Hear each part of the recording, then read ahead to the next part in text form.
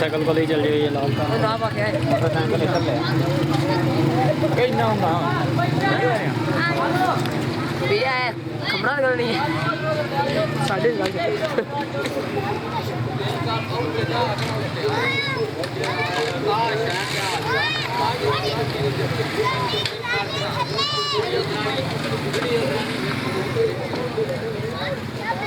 बच्चे को खड़ा कर दो कोई बात नहीं खुद ही खड़े हो जाओ बच्चे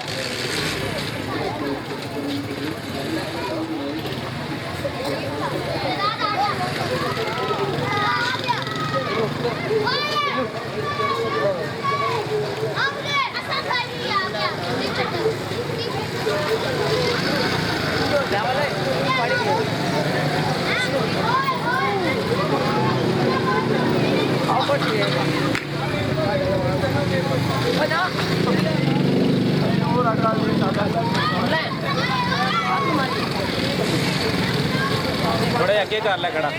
उत्थे खड़ी कर खड़ा कर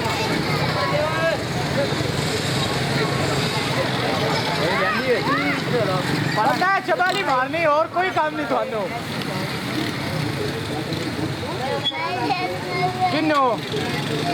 भाई से ना बोल सकता था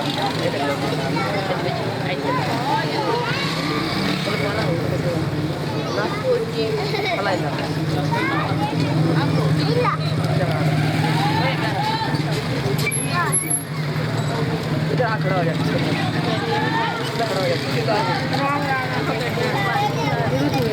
इधर मोबाइल